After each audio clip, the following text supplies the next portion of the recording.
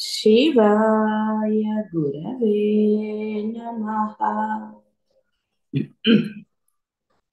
शिवाय गुरवे नमः। शिवाय गुरवे नमः। शिवाय गुरवे नमः। शिवाय गुरवे नमः। शिवाय गुरवे नमः।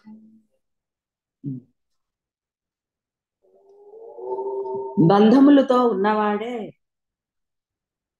అది ఏ బంధమైనా సరే, అంటే వాటి పట్ల విరక్తి కలిగినప్పుడు వాడు దాని నుంచి ముక్తి కోరుకుంటాడు.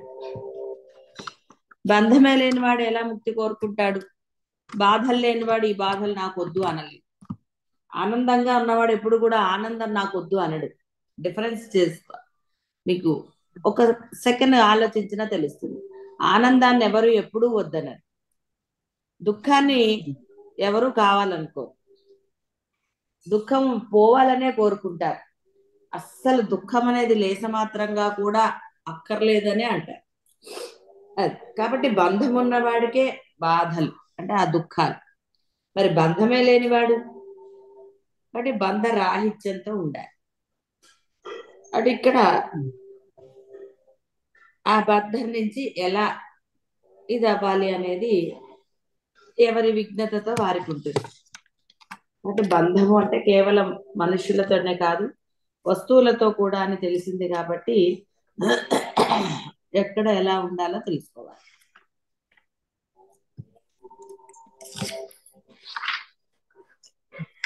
నిత్య సత్య సనాతనమగు తన స్వస్థితి, తన ఆత్మ, తాను ఎవరై ఉన్నారో అది తెలుసుకున్న వాడికి ఇక ప్రత్యేకంగా బంధము అనేది ఎలా ఉంటుంది, బాధ అనేది ఎలా కలుగుతుంది అసలు వాడికి క్వశ్చనే లేదు. ఉన్నది ఆత్మే, అంటే ఉన్నది ఆనందమే అని తెలుసుకున్న వాడికి, అనుభూతి పొందిన వాడికి, తెలుసుకుని ఆచరణలో పెట్టిన వాడికి ఆనందమే లభిస్తుంది. వాడికి ఇంకా మరలా వేరేది ఉండనే ఉండదు. కాబట్టి వాడికి మోక్షము అంటూ చెప్పక్కర్లేదు. విడిగా ఇంకోటి మోక్షం పొందాలి అన్న తాపత్రయం అక్కర్లేదు. నేనేదో పొందలేదు అన్నది లేదు. ఎందుకంటే వాడికి దేని గురించి చింత లేదు. ఉంది అని చింత లేదు, లేదు అని చింత లేదు, ఏ చింత లేదు వాడు. అంటే ఆలోచన లేదు, లేస మాత్రమైన ఆలోచన లేకుండా ఉన్నాడు వాడు. ఇంకా అప్పుడు దేనికి బాధ, దేనికి ఉండదు. వాడు చాలా ఆనందంగా ఉంటాడు. దేనికి ఆనందం వాడికి? వాడికి అసలైనది పరమ సత్యమైనది అయినా ఆ పరబ్రహ్మం తెలియచ్చు, తెలియకపోవచ్చు కూడా, కానీ వాడితో దానికి సంబంధం లేదు. వాడు పరబ్రహ్మని అంటే అక్కడ వాడు ఉపాసించే దైవాన్ని నమ్మి లేదా గురువుని నమ్మి వాడు తనకి ఏది లభించిందో ఏది లభించలేదో అన్న చింత లేకుండా ఎప్పుడూ కూడా పరమానందంలోనే ఉంటాడు. ఇక అప్పుడు వాడికి ఏమిటి చింత? వాడికి ఎప్పుడూ ఆనందమే. ఒకరి మీద ద్వేషం కానీ, ఒకరి మీద ప్రేమ అనేది కానీ, అంటే భేదభావాలు కూడా లేవు. కాబట్టి లేస మాత్రమైన ఏది లేదంటేనే అర్థం అది. కాబట్టి వాడికి అసలు ఏదీ లేదు, దేని గురించి చింత లేదు. వాడు ఎప్పుడు కూడా ఆ యొక్క పరమానంద స్థితిలోనే ఉంటాడు. అప్పుడు వాడికి కనుక జ్ఞానం తెలిస్తే వాడికి అర్థమైపోతుంది తాను ఉన్నది మోక్ష స్థితి అని. కాబట్టి అక్కడ వాడికి మోక్షం గురించి తెలియకపోయినా వాడు ఆ విధంగా తను నమ్మిన దైవాన్ని శరణాగతి పొంది నీవు తప్ప అన్య శరణము లేదన్న భావనతో ఎప్పుడైతే ఉంటాడో అది. కాబట్టి అర్జునుడు ఇక చివరగా మరలా ప్రశ్నించాడు, ఆయనని స్తుతిస్తూ, అంటే ఆ స్థుతిలో తన భక్తి భావాన్ని వెల్లడించాడు. వినయాన్వితుడై పరిపూర్ణ భక్తి భావ సంయుతుడై ప్రశ్నించాడు. శిష్యుడు గురువు దగ్గర ఈ విధముగానే శ్రద్ధాభక్తులతో మెలగవలెను. అట్టి వర్తనచే గురువు సంతోషించి శిష్యుని శ్రేయము కొరకై జ్ఞానబోధని వర్షిస్తాడు.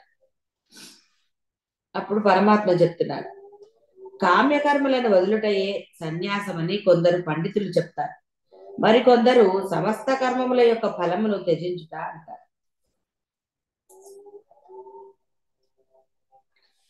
కాబట్టి పరమాత్మ సన్యాసం అనగా సమస్తమును త్యజించి అడవులకు పోవుట అని చెప్పలేదు ఆయన.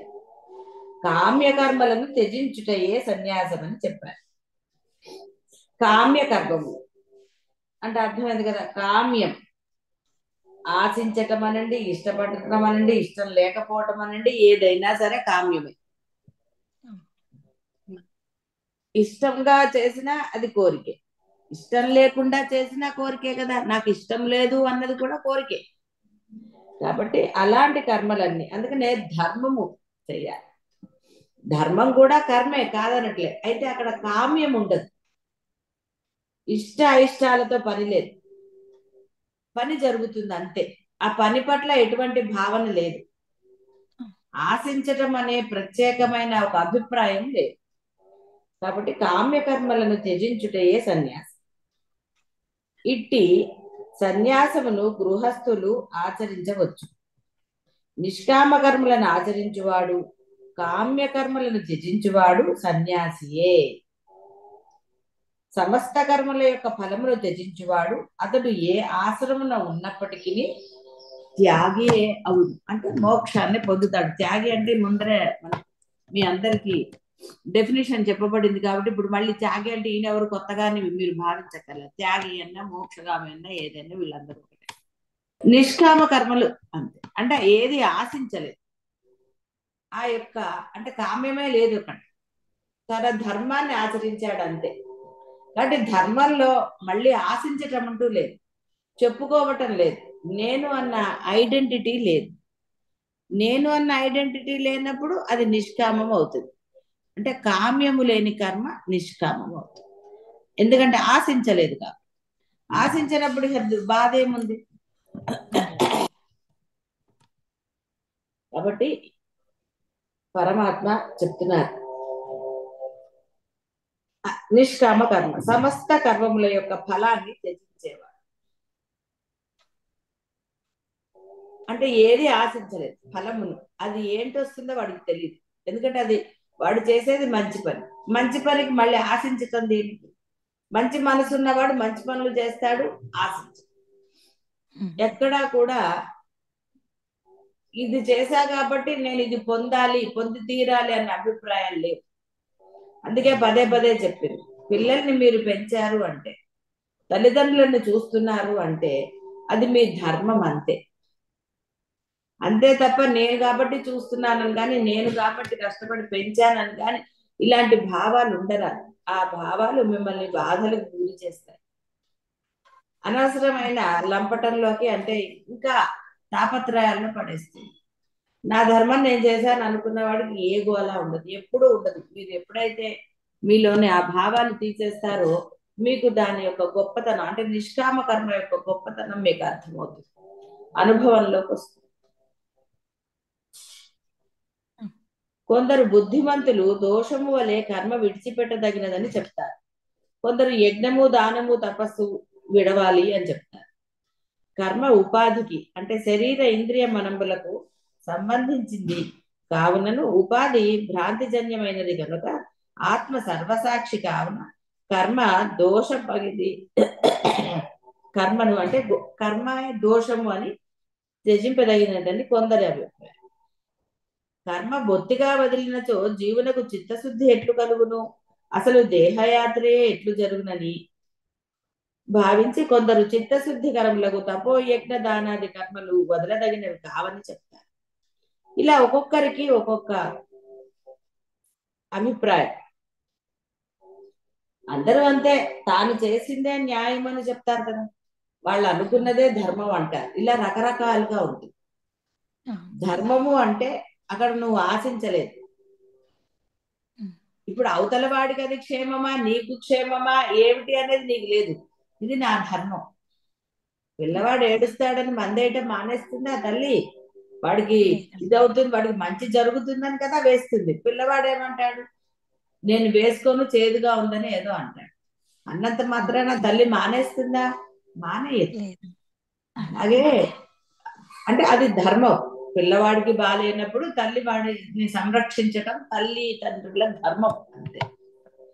తల్లిదండ్రులకు చేత కానప్పుడు అది కొడుకైనా కూతురైనా వారిని చూడటం అనేది వారి ధర్మం. అలా ఎవరి ధర్మాలు వారు పూజించబడతారు. కాబట్టి కొన్ని తిన్నప్పుడు వారికి తేడా చేసుకోవాలని పెట్టడం మానేస్తారా? పెట్టడం మానేరు కదా. చేదు ఉంటుంది వాడికి కొంతసేపటి వరకు, తర్వాత ఫలితం వస్తుంది. తల్లి నయానో భయానో ఏదో రకంగా కోప్పడైనా సరే వాడికి ఆ చేదు మాత్రం ఏదో ఒకటి ఇస్తుందా ఇవ్వదా? అన్నీ ఒప్పుకోదు కదా తల్లి. పిల్లవాడు ఏది చేస్తే దానికి సయ్య అంటుందా? అనదు. వాడికి ప్రేమను చూస్తూ ఉంటుంది. అది తల్లి ధర్మం. అలాగే పిల్లలు కూడా వాళ్ళకప్పుడు అది చెడుగా కనిపించవచ్చు కాక, కానీ వారు పాటిస్తే తర్వాత కాలంలో ఇలా బాహ్య ప్రపంచంలో అంటే అందుకని అభిప్రాయాలు మాట. కానీ అద్వైతం తెలిసిన వాడికి అభిప్రాయాలు దేనికి? ఎందుకంటే జరిగేది జరగబడేది జరగబడనిది జరిగే సమస్తమిహ. అది జరిగినా జరగకపోయినా, జరిగిందన్నా ఆయనే, జరగలేదు అన్నా ఆయనే, చేసేది చేయించేది చేయబడేది అన్నట్టుగా సర్వము ఆయనే అని తెలుసుకున్నవాడు అనుభవపూర్వకంగా విన్న తర్వాత ఆచరణ పొందినప్పుడే అనుభవం వస్తుంది. లేదా వాడికి అనుభవం ఎక్కడితో నాకు రాలేదు అంటే నువ్వు ఆచరణలో పెట్టలేదు అంతే. నువ్వు ఆచరణలో పెడితే విన్నది అద్వైతాన్ని బోధ విన్నావు, ఆచరణలో పెట్టినప్పుడు నీకు అనుభూతం అవుతుంది. స్పష్టంగా ప్రాక్టికల్స్ తెలుస్తాయి. నాదేమీ లేదురా అంతా పరబ్రహ్మందే. కాబట్టి ఇంకా నువ్వు అసలు కొత్తగా ఆచరణ పెట్టకర్లా. నువ్వు పుట్టినప్పటి నుంచి నిన్ను చూసుకురా నీకు అర్థమవుతుంది నేను ఎలా పెరిగాను. పోనీ అవి మర్చిపోయినా నువ్వు తినేది అసలు అది చూసేది నీకు ఎలా కనపడుతావు? ఎలా మరి కళ్ళు నిజంగా కళ్ళు విడిగా పెట్టి అక్కడ నాతికిస్తే కళ్ళు చూస్తాయా? కాబట్టి ఇక్కడ ఇలా ప్రశ్నలు వేసుకున్నా ఏదైనా నీకు అప్పుడు అది తెలిసిపోతుంది పరమాత్మ యొక్క గొప్పతనం. కాబట్టి ఎవరైతే తెలుసుకుని రమణ మహర్షి చెప్పినట్టుగా సుమ్మ ఇరు మాట్లాడకుండా ఉంటే అన్ని కూడా జరుగుతూ ఉంటాయి. అందులో అంతకుముందే పరమాత్మ చెప్పేశారు, ధర్మమైనవి ఏవి వదలరాదు. నీ దగ్గరికి వచ్చింది అది నీ చేత దానం చేయించాలని నీ దగ్గరికి ఎవరో పంపించాడు. పంపించినప్పుడు నీకు చేతనైనది నువ్వు చెయ్యాలి అంతే. ఒకరికి సహాయం చేసే అంటే నీ దగ్గరకు నీ ఎదురుకుండా కనపడుతుంది, ఒకరు అసహాయులుగా కనపడ్డారు, నువ్వు సహాయం చెయ్యాలి. ఎందుకు నీకు కనపడేటట్టుగా చేసింది ఎవరు? పరమాత్మ. కానీ నీకు చేతనైన సహాయం చేయి. ఈ విధంగా అలాగా యజ్ఞ దాన తపస్సులు చేయమనే చెప్పాడు ఇంతకుముందు పరమాత్మ. యజ్ఞము అంటే కర్మ అని చెప్పారు. ధర్మముతో కూడిన కర్మ యజ్ఞం. అవి నువ్వు చేయాల్సిందే, సంపాదన తప్పదు నీకు. గృహస్థుకి సంపాదన తప్పదు, యజమానికి. యజమానురాలు ఇంటికి వచ్చిన వాళ్ళని గౌరవించటం, వారికి భోజన సదుపాయాలు ఇలాంటివన్నీ ఆవిడకు, అదే ఆవిడ ధర్మం అంతే. అది ఆయన ధర్మం, ఇది పిల్లలకి పిల్లల ధర్మం. తెలియనంత వరకు తల్లిదండ్రి చెప్పాలి వాళ్ళ ధర్మం ఏంటి, ఎలా ఉండాలి, పెద్దవాళ్ళని ఎలా వాళ్ళని గౌరవించాలి, అంటే ఇంటికి వచ్చిన పెద్దవాళ్ళకి నమస్కారం చేయమని చెప్పటం, ఇలాంటివన్నీ కూడా తల్లిదండ్రులు పిల్లలకి అలా ఈ విధంగా ధర్మాలు ఉంటాయి. అది చేయవలసిందే అని చెప్పాడు. యజ్ఞ దాన తపస్సు. తపస్సు అంటే పరమాత్మ గురించిన తపస్సు చేయమని చెప్పవలసిందే మీరు పిల్లలకి, చెయ్యాలి అని చెప్పాలి. కాబట్టి ఇప్పుడు పెద్దగా అయిపోయారు కదండి అంటే పెద్దగా అయిన తర్వాత అయినా కలిసి ఇప్పుడైనా చెప్పండి, అరే తెలియక చెప్పలేదురా, ఏం తప్పేం లేదు ఒప్పుకుంటే, మేము చేశాం కానీ మీతో చేయించాలని మాకు తెలియలేదు కాబట్టి అప్పుడు చెప్పలేదురా, ఇప్పుడు నువ్వు జీవితంలో పెరిగావు, నీకు కష్టాలు మొదలయ్యాయి కదా, మరి వాడికి ఇప్పుడు ఏదో ఉంటుంది, కష్టం అనిపిస్తూ ఉంటుంది వాడికి. ఇన్నాళ్ళు తల్లిదండ్రుల దాంట్లో ఉన్నాడు, ఇప్పుడు పెరిగాడు, పిల్లలు ఆడపిల్లలు పెళ్ళి వెళ్తారు, మగ పిల్లవాడు సంపాదనలో ఉంటాడు, వాడికి పెళ్ళి అవుతుంది. వాడు ఒక్కొక్కటి ఇప్పుడు సెల్ఫ్ గా వాడు ఫేస్ చేయాల్సి వస్తుంది. వాడికి అది కష్టంగా అనిపిస్తుంది, బాధగా అనిపిస్తుంది, ఏం చెయ్యాలి అంటాడు. అప్పుడు వాడికి ఆ ధర్మాన్ని చెప్పాలి, తపస్సు చెప్పాలి. అరే చేసుకోరా, ఇన్నాళ్ళు నాకు తెలియక చెప్పలేదు, కరెక్టే, ఇప్పుడు నేను చెప్తున్నాను కదా, నువ్వు ఇప్పుడు చేసుకో, పర్వాలేదు, ఇప్పటి నుంచి అయినా శ్రద్ధా భక్తులతో ఇలా చెయ్యి, సమయాన్ని తీసుకుని మరీ చెయ్యి, అంతేగాని సమయం లేదు అని నువ్వు అనడానికి లేదురా, ఇవి పోవాలి అంటే మా వల్ల కాని పని, కేవలం పరమాత్మ వల్లే, దైవం వల్లే అవుతుంది, కాబట్టి నువ్వు ఇలా చేసుకో, తప్పకుండా నువ్వు నేను ఎంత చేయగలను అంత చేస్తాను, నువ్వు సెల్ఫ్ గా చేసుకున్నది వేరు, నేను చేసింది వేరు, ఇలా వాడికి అర్థమయ్యేటట్టుగా చెప్పడంలో దోషం లేదు. పిల్లలు కాబట్టి పెద్దగా అయ్యారు వినరంగానే వదిలేయక్కర్లా, వాళ్ళు మీకు అడిగినప్పుడు ఆ పరమాత్మను పరిచయం చేయొచ్చు. అదే యజ్ఞ దాన తపస్సులు అంటే. ఆ తపస్సు మీరు చేయాలి, వాడికి చెప్పాలి. మీరు చేయకుండా వాడికి చెప్తే ఏం లాభం, వాడు ఎందుకు చేస్తాడు? కాబట్టి ఏది ఆచరణలో పెడతారో అదే చెప్పాలి. ఆచరించండి చెప్తే పిల్లలు కాదు ఎవరైనా సరే, గురువులు ఆచరించకుండా చెప్తే శిష్యులు ఆచరిస్తారా? గురువులు ఆచరించి చెప్తే ఆచరించరని వాళ్ళే వేరే వాళ్ళు, అది వదిలేయండి. కాబట్టి ఇప్పుడు మీరు ఆచరించలేదు అంటే గురువు ఆచరించలేదని, ఆ గురువు ఆచరించే బోధ చేశారు. అందుకే అనుభవపూర్వకంగా చెప్తారు, అనుభవాలు చెప్తారు, అన్ని చెప్తారు, అనుభవించారు కాబట్టి, అది పొందారు కాబట్టి ఆ ఆనందం గురించి పదే పదే చెప్పగలుగుతారు చాదస్తంగా. ఎందుకంటే వాళ్ళ ఆనందాన్ని పొందారు, పొందుతున్నారు అలా. అంటే ఎవరే నువ్వు కూడా అలా చేయరా అని చెప్తారు. తప్పకుండా. కర్మలను బొత్తిగా వదిలివేయవలను, తపోయజ్ఞ దానాది కర్మలను మాత్రం వదలరాదు అని ఇద్దరు అంటే రెండు వాదాలు చెప్పాడు. వేరే వాళ్ళు అలా అంటున్నారని తన అభిప్రాయంగా చెప్పలేదు ఆయన. ఇప్పుడు ఆయన తన తీర్పుని చెప్తున్నారట. నిశ్చయం శృణుమే అంటే నేను నిశ్చయం చేసి చెప్తున్నాను, విను నా మాట అంటాడు ఆయన. ఇటువంటి భగవన్ నిశ్చయమందు జనులకు ఏల విశ్వాసము లేదు. సామాన్యులు ప్రకృతికి మాయకు లోబడిన వారు కావున వారి నిశ్చయములందు లోపాలు ఉంటాయి. కానీ ప్రకృతికి అతీతుడై మాయా దోషములు లేని పరమాత్మ యొక్క భావములు అతి నిర్దిష్టములై ఉండును. ఆయనకి ఎందుకంటే అటు ఇటు ఆయనకి ఏమన్నా వేరే బయట పనులున్నాయా, ఎవరితో అయినా పనుందా? అయ్యో నేను ఇప్పుడు వాడిని తింటే వాడు నా మాట వినడు అని అనుకుంటాడు, నా ప్రవచనాలు వినడని ఆయన భయపడతాడా? ప్రవచనాలు చెప్పినా ఏది చెప్పినా ఎవరిని ఉద్దేశించి చెప్తారండి? అంతేగాని ఆయన ప్రవచనాల వల్ల ప్రవచనాలు పరమాత్మ ఏమైనా ఉపయోగపడతాయా? ఉపయోగపడవు కదా. ఆయనకి ఎందుకు? ఆయన ఏది పొందాడో, ఎలా ఉన్నాడో ఆ స్థితి నువ్వు పొందడానికి ఆయన బోధ రూపం. ప్రవచనము అంటే ఏంటి అర్థనము? వచనము, మంచి వచనము.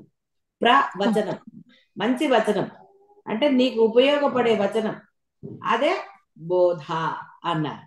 కాబట్టి ప్రవచనము అంటే ఏదోగా అనుకోకర్లేదు, మంచి వచనము. అదే అంటే బాగుగా నీకు శ్రేయస్సును కలగచేసేది, యోగక్షేమాలు కలగచేసేది ప్రవచనం. అంతేగాని అన్ని ప్రవచనాలు అంటే ఎలా కుదురుతుంది? వాడు పెద్ద ప్రవచనం ఇస్తున్నాడు లేండి అక్కడ అని ఏదో మాట్లాడుతున్నాడు అని. అంటే మనము ఈ దైనందిన జీవితంలో చాలా మంచి మంచి మాటలని మామూలుగా ఎలాగైతే గురువుని కూడా మామూలు మాటగా వాడేశారు. అందువల్ల వాటి యొక్క ఆధిక్యత అనండి, గొప్పతనం అనండి, వాటి విలువ తెలియకుండా పోయింది. ఆ విలువ ఉండాలి. సద్గురువు అంటే ఏమిటి, మామూలు గురువులు ఎవరు ఏమిటి, ఇవన్నీ అసలు విలువ ఉన్నవాడికైతే అవి వినగానే వాటి పట్ల ఒక సద్భావం కలిగి. కానీ అది ఏమైపోయింది, ప్రపంచంలో ఈ కలికాలం కాబట్టి మామూలు పదాలుగా వాడేసుకుంటున్నారు, గురువుని గ్రాంటెడ్ గా తీసేసుకుంటారు. ఎస్, బాహ్యమైన గురువులు, నువ్వు డబ్బిచ్చే గురువులు గ్రాంటెడే, ఎందుకంటే నువ్వు డబ్బిచ్చావు కాబట్టి ఆ గురువు నీ మాట వినాలి. ఈ సద్గురువులు నీకు ఏది పరమ శ్రేయస్సును కలగజేస్తుందో, నువ్వు మోక్షాన్ని పొందే మార్గాన్ని చూపిస్తారో వారు నీ మాట వినక్కర్లే, వాళ్ళని గ్రాంటెడ్ గా తీసుకున్నారు. వాళ్ళు కరుణతో ఉంటారు కాబట్టి కొన్ని రోజులనండి, కొన్ని సంవత్సరాలనండి ఏదో అది అంటే వారిలో ఈ యొక్క అద్వైతం అంటే ఉన్నది పరబ్రహ్మమే అనేది తెలుసుకునే జ్ఞానము కలిగే వరకు వీరు చాలా సహనంగా ఉంటారు. మీకు ఇప్పుడు ఇది అనుభవమే కదా. ఎప్పుడైతే అది కలిగిన తర్వాత, వారు అందులోకి వచ్చిన తర్వాత ఇంకా గ్రాంటెడ్ అన్న తత్వాన్ని వాళ్ళు ఇది చెయ్యరు. ఎందుకంటే ఇంకా గ్రాంటెడ్ గా అంటే వాడు పొందలేడు, జీవితం వాడి కోసం ఆగదు. వాడు పొందే వరకు వాడి జీవితం ఉంటుందా? ఉండదు. ఉండదు. అందువలన అప్పటి నుంచి కదా సామ భేద దాన దండోపాయాలు, దండం చివరికే చెప్పాడు పరమాత్మ, వేదంలో అయినా శాస్త్రంలో అయినా. కాబట్టి గురువులు కూడా, సద్గురువులు కూడా దండోపాయం చివరికే తీసుకుంటారు, వినను అన్నట్టు. కాబట్టి అప్పుడు కొంత కోపట్టం కానీ ఇంకోటి కానీ ఇంకోటి కానీ ఏదైనా జరుగుతుంది. కాబట్టి నా నిశ్చయము వినుడు అని చెప్పినప్పుడు జీవులు ఎన్ని చెవులతో వినాలి? ఉన్న రెండే. అంటే అర్థం ఎన్ని చెవులతో అంటే, వాడు కొన్ని చోట్ల చెప్తారు శరీరం అంతా చెవులుగా చేసుకుని వినాలి అంటే చూపు కూడా వింటమే, అటు ఇటు దృష్టి పోరాదు, దిక్కులు చూడరాదు. ప్రవచనం వింటున్నారు అంటే సర్వం అక్కడ లయం అయిపోవాలి, పక్కన ఎవరైనా పిలిచినా వినపడనంతగా వినాలని అర్థం. ఎన్ని చెవులు అంటే అర్థం అంటే అన్ని అవయవాలు, అన్ని మీ ఇంద్రియాలు, కళ్ళు, చెవులు, ముక్కు అన్ని కూడా కేవలం ఆ ప్రవచనం ఎందే లగ్నం అయిపోవాలి, ఇంకోటి వినపడరాదు. అలా విన్నప్పుడే నువ్వు ఆచరణలో పెట్టగలుగుతావు, దాని యొక్క శ్రేష్టత్వం నీకు నీకు పరమ శ్రేయస్సు కలుగుతుంది. అదే చెప్తున్నారు ఆయన. కావున పరమాత్మ చెప్పబో త్యాగము ఉన్నగు వారిని గురించిన ఉదాత్త భావంలో నిశ్చయములను కడు జాగరూకతతో విని తదు అనురీతి అనుష్ఠించి ఆ విధంగానే అనుష్ఠించి తరించాలి అని చెప్తున్నారు పరమాత్మ. ఎన్నో చెప్పారు. ఇక ఫైనల్ టాక్స్ ఉంటాయి కదండి, హెచ్ఆర్ రౌండ్ అయింది, ఫైనల్ రౌండ్ అంటారు కదా. అందుకని ఇప్పుడు ఫైనల్ గా చెప్పేస్తున్నాడు ఆయన. వినేవాళ్ళు వింటారు, లేని వాళ్ళు లేరు అనుకోండి, ఏదైతే ఏమైంది. కానీ విన్నవాడు మోక్షాన్ని పొందుతాడు, అంటే పరమానందాన్ని పొందుతాడు దేహం ఉన్నప్పుడే. దేహం పోయాక ఇంక అనుభవించేది ఏంటండి? ఏమీ లేదు అక్కడ అనుభవించడానికి. దేహం ఉన్నప్పుడే ఆనందం. పరమాత్మని కీర్తించినా, ఆహా ఓహో అన్నా ఏదైనా సరే దేహం ఉన్నప్పుడే. ఆ దేహం లేనప్పుడు ఇంకా కొన్నిసార్లు దేహం ఉన్నా కూడా మీరు ఏది చేయలేరు, అది దేనికి శక్తి లేకుండా ఉంటుంది. అప్పుడంటే ఏం చేస్తారండి?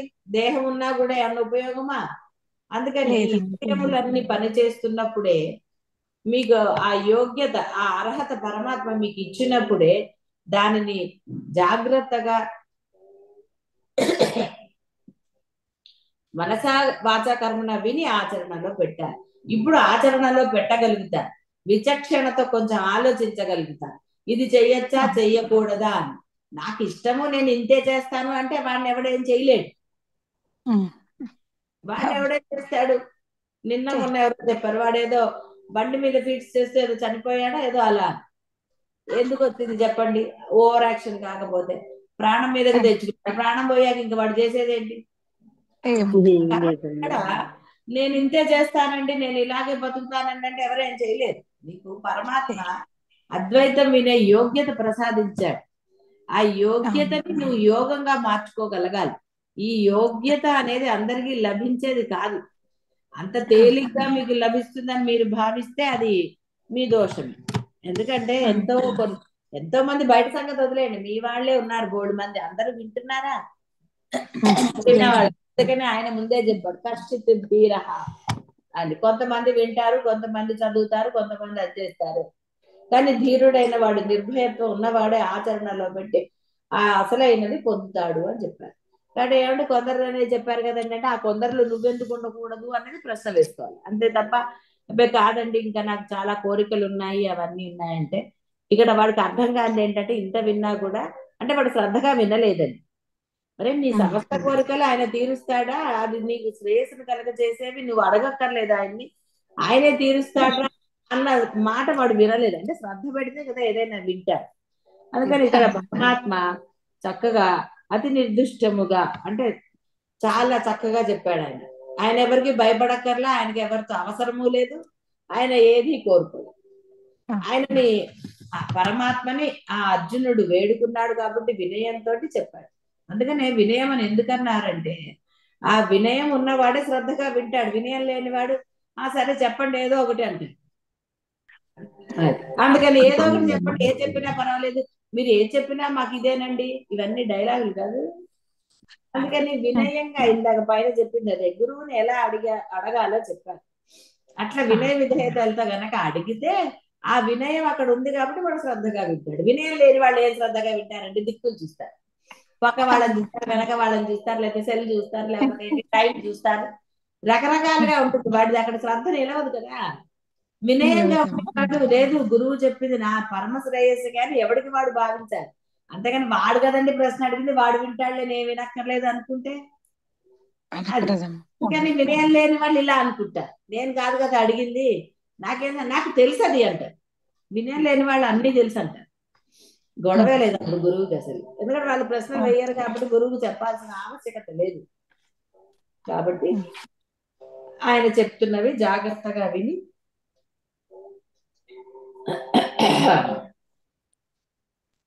కాబట్టి యజ్ఞము, దానము, తపస్సు అనే కర్మలు త్యజింపదగినవి కావు, చేయదగినవే. ఏలైనా ఆ యజ్ఞ దాన తపంబులు బుద్ధిమంతులకు చిత్తశుద్ధిని కలుగ చేస్తాయి. కానీ నీ ధర్మము, యజ్ఞము అంటే మీరు బయట యజ్ఞాలు కాదు, మామూలు కర్మలు కూడా కాదు, ధర్మముతో చేయబడినది యజ్ఞం. కాబట్టి యజ్ఞము అంటే ధర్మముతో చేయబడిన కర్మ యజ్ఞం. అంతేకాదు యజ్ఞములు అంటే మీరు బయట చేసే గీతా యజ్ఞాలు, ఇంకో యజ్ఞాలు కాదు. అందరూ అవి చెయ్యలేరు, చెయ్యకూడదు కూడా. ఎవరు చెయ్యాలో అర్హత ఉన్నవాళ్ళు వాళ్ళ చేత చేయించబడతాయి. అంతే తప్ప మీరు అనుకుని మీరేదో చేసేస్తే అది యజ్ఞం అవ్వదు. లేనిపోని దోషాలు ఉంటాయి. టిఫిన్లు చేసి యజ్ఞాలు చేశారనుకోండి, అప్పుడు చేయించిన వాడికి కూడా దోషం వస్తుంది.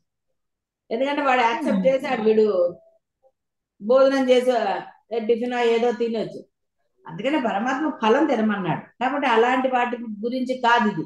యజ్ఞము అంటే నీకు విధించబడిన ధర్మం, గృహస్థ ధర్మాలు. వాడు ఆ ధర్మం చేస్తే అది వాడు యజ్ఞం చేసిన ఫలితం ఇస్తాడు.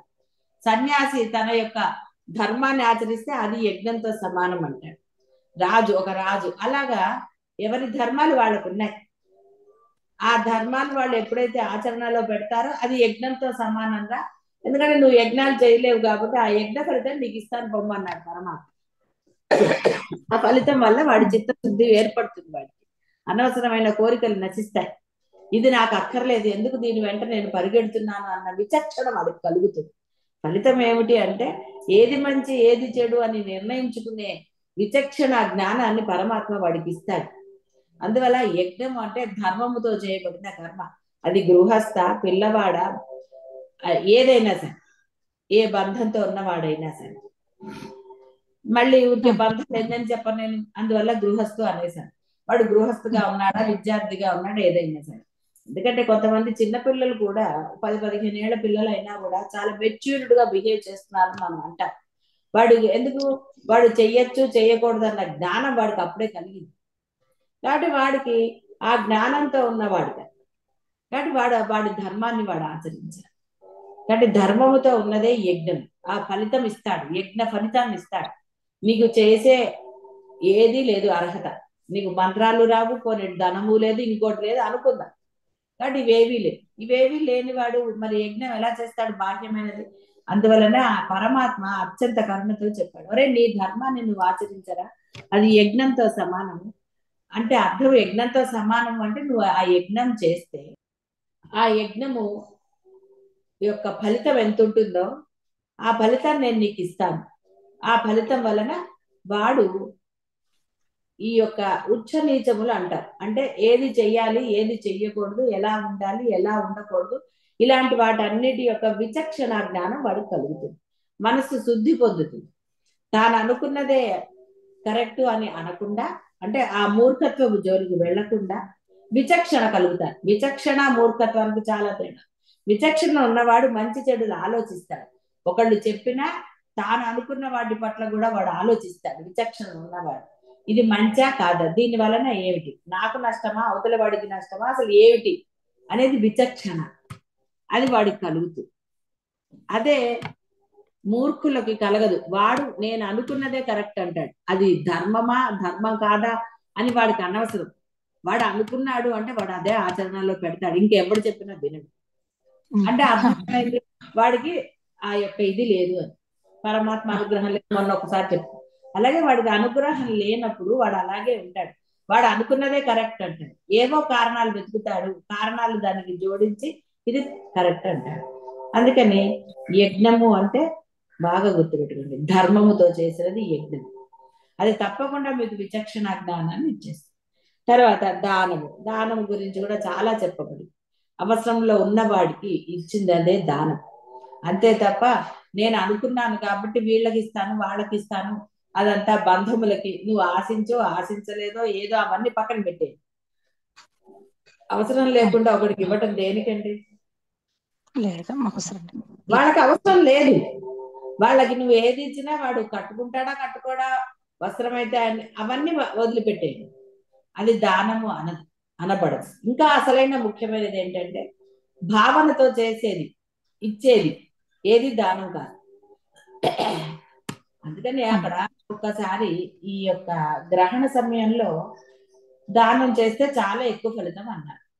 అందుకని పరమాత్మ ఏమన్నాడు, ఒరే నువ్వు ఏదైతే చెయ్యాలని అనుకుంటున్నావో ఇప్పుడు సంకల్పం చెయ్యి, మనసులో భావన చెయ్యి, అది దానం చేస్తున్నట్టుగా. ఆ తర్వాత నువ్వు చెయ్యి, అప్పుడు నేను నీకు గ్రహణ సమయంలో నువ్వు దానం చేసిన ఫలితం ఇస్తానన్నాడు. అంతే తప్ప భావన చేసినా చాలండి అంటే అందరూ బోర్డు దానాలు చేసేసాను భావన చేసి తర్వాత ఇవ్వకపోతే ఫలితం ఎందుకు ఇస్తాడంటే? ఇస్తాడా? ఏమి ఇవ్వడు ఆయన. చెప్పడం ఏంటంటే ఒరే ఇక్కడ ఇప్పుడు గ్రహణ సమయంలో బయటికి వెళ్ళరాదు కాబట్టి నువ్వు ఇక్కడ సంకల్పం చేసుకో.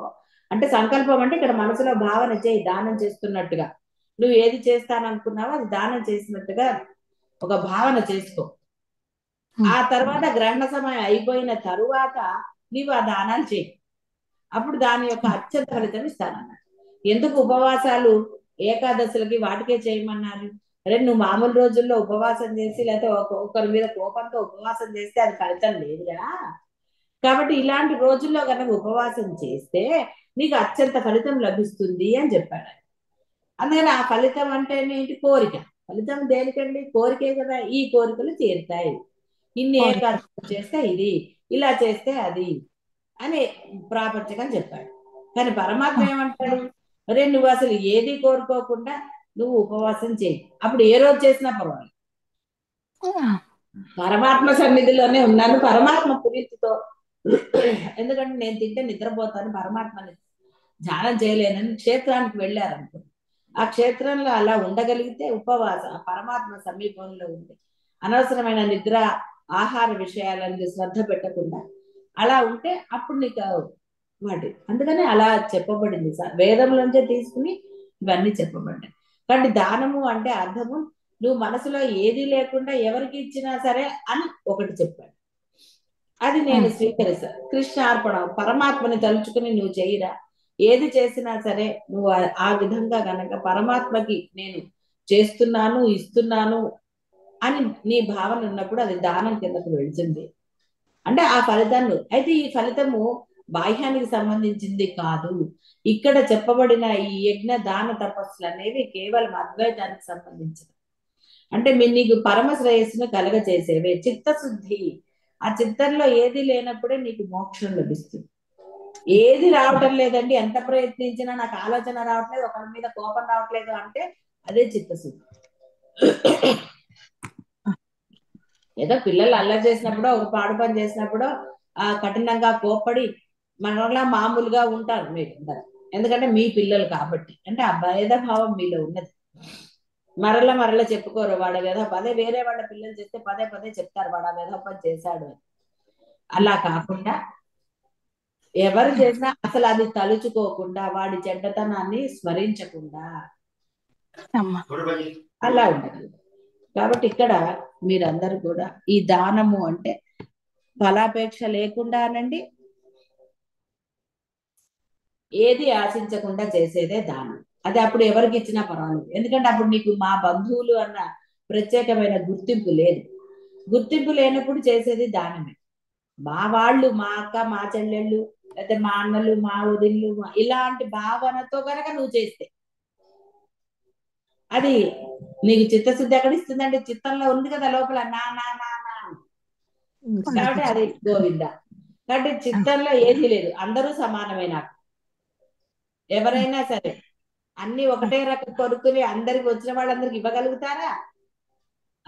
అలా ఇవ్వగలిగిందే దానం.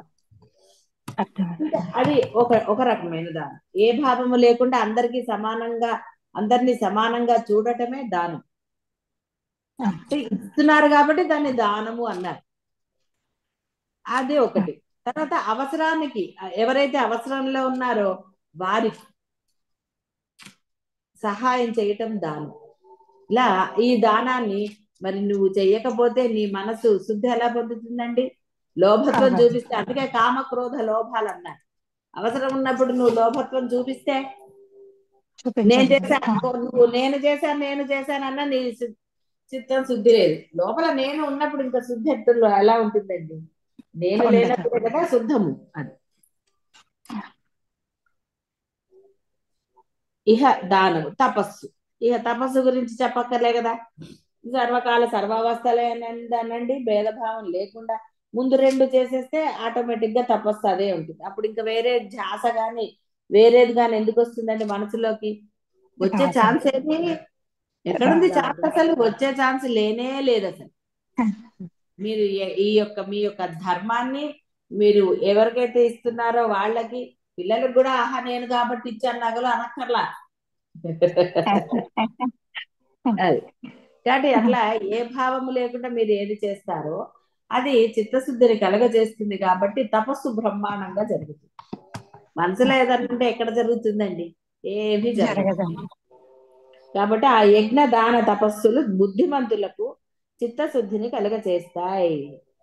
కాబట్టి తపోయజ్ఞ దానాది కర్మలను వదలరాదు, తప్పక చేయవలెను. తప్పక చేయవలనంటే మీరు చెప్పాను కదా, అదేదో జాన్ పూజకర్ అని మీరు అనేసుకుని అమ్మో చేయమన్నాడు పరమాత్మ అని చేయక్కర్లేదు. మీ దగ్గరికి ఏది వచ్చిందో అది చేస్తే చాలు. అంతేగాని అంతే. ఇక లేచింది మొదలు ఆయన చేయమన్నాడండి అని చేస్తూ కూర్చుంటారా? మీరు అనుకున్నారు కాబట్టి అది మళ్ళీ మామూలు అవుతుంది. చిత్తశుద్ధి ఎక్కడ కలిగిందండి? చిత్తంలో ఏదన్నా ఉంటే అది చిత్తశుద్ధి అంటారా? శుద్ధి అంటే ఏంటంటే ఏది లేకుండా ఉంటే శుద్ధి. శుభ్రము అంటే ఏంటి? శుద్ధి శుభ్రము అన్ని ఒకటే మాటలు కదా. ఒకటే చెత్తేమి అండి. కనపడకపోతే శుభ్రంగా ఉంది అంటారు. శుద్ధి చేశారా అయితే ఇక్కడ అంటారు. తిన్న తర్వాత కింద మరకలో మెతుకులో ఏదైనా ఉన్నాయనుకోండి అప్పుడు ఏమంటారు? అందుకని శుద్ధి శుద్ధి చేయమని. అంటారు. ఎందుకంటే ఆ కంచం పెట్టారు అక్కడ, ఏ మెతుకో మనకు కనపడింది ఉండొచ్చు, ఎంగిలి చేతులు ఉండొచ్చు, ఇతర రకరకాలుగా ఉంటాయి. కాబట్టి ఇవన్నీ కూడా కౌంట్ అన్నమాట అవన్నీ. కాబట్టి చాలా జాగరూకతతో ఉండాలి. ఈ యజ్ఞ దాన తపస్సులు చేసేటప్పుడు నువ్వు ఏది చేసినా నువ్వే ఇది యజ్ఞము అని నువ్వు అనుకుని ఉంటే అది పరమాత్మ ఏమి యాక్సెప్ట్ చెయ్యడు. అంటే వాటిల్లో నీ యొక్క స్వచ్ఛత కనపడాలి. ఇది పుణ్యం, నాకు ఇది పుణ్యం ఇస్తుంది అన్న భావన కూడా లోపల ఉండరాదు. నువ్వు చెయ్యి అంతే.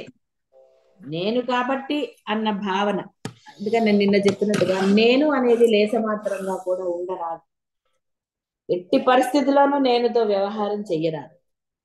లేసంగా కూడా నేను అన్నావా అది చిత్తశుద్ధి లేనట్టే లెక్క. చిన్న మరకున్న మరకే అంటారు కానీ ఆ పర్వాలేదు అంటారా? అన్నవాడు ఎలాంటి వాడు తెలుసు. ఆ పర్వాలేదని ఎలా అంటారండి? చిన్న మరకున్న అది మరకే కదా. ఎప్పుడు చెప్పినా ఏమంటారు? చిన్న మరక అంటారు. అంతే కదా. అసలు మరక లేదు అని అంటారా? అన్నారు కదా. అదే కాబట్టి మరక అంటే మరకే అది, అంతే తప్ప మరక కాదు అని ఎవరంటారు? కళ్ళు సరిగ్గా కనపడకపోతే మరకలు లేవంటారు. కళ్ళు కనపడే వాళ్ళు అంటారా?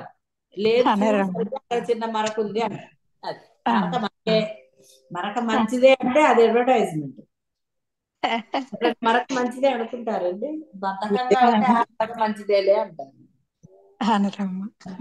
అందువలన సాధకులందరూ కూడా సత్సంగంలో వాళ్ళు ధర్మయుతులై ఉండండి. అంతే తప్ప డంబము అధికారము అవన్నీ కూడా చెప్పాడండి. డంబం అంటే తన గొప్పలు తాను చెప్పుకోవటం, అహంకారం, ఇలాంటి వాటిలతో ఉండకండి. ధర్మంగా ఉండండి. నిజంగా మీకు ఆ ధర్మం తెలియకపోతే తెలుసుకుని ఆచరించండి. ఎప్పుడైతే ధర్మాన్ని తెలుసుకుని ఆచరిస్తారో మీ యొక్క చిత్తము పరమానందంగా ఉంటుంది. మీకు ఇంకా ఆనందం లభించట్లేదండి, ఏదోగానే ఉంది అంటే మీ యొక్క ఆచరణని తరచి చూసుకోండి. నిజంగా మీ ఆచరణలో ధర్మం ఉన్నదా? మీ మనస్సులో భేదభావాలు ఇంకా ఉన్నాయా అంటే ఆశించటం కానీ చెప్పుకోవటం కానీ, సెల్ఫ్ అన్నమాట. సెల్ఫ్ గురించి చెప్పుకోవటం, నేను చాలా గొప్ప అది ఇలాంటి భావనలు మీలో ఉన్నాయా? ఒకరు మెచ్చుకోవాలని ఆశించటం కూడా అది ఏది మీరు చేయకూడదు. వాళ్ళు మెచ్చుకోవటం ఏంటి, పరమాత్మ మెచ్చుకోవాలి. నేను పరమాత్మ మెచ్చే విధంగా ఉన్నానా లేదా అన్నది ఆలోచించేవాడు అసలు వాడు అధర్మమే చేయడు. ఇది పరమాత్మ అంగీకరిస్తాడా లేదా. కాబట్టి ఎప్పుడు పరమాత్మకు అనుసరణలోనే ఉండాలన్న భావనతో ఉండాలి తప్ప బయట ప్రపంచంలో వాళ్ళ దృష్టిలో పడాలి, వాళ్ళు నన్ను మెచ్చుకోవాలి అన్న భావనతో ఉన్నవాడు ఎప్పుడు దోషాలే చేస్తాడు. బాహ్యం ఎప్పుడు దోషయుక్తమైనదే, మీరు ఏది చేయలేరు. నాకు ధర్మం మాత్రమే దోషం లేకుండా బాహ్యాన్ని చేస్తుంది. కాబట్టి నేను నిన్న చెప్పినట్టుగా నేను భావన లేస మాత్రంగా కూడా ఉండరాదు.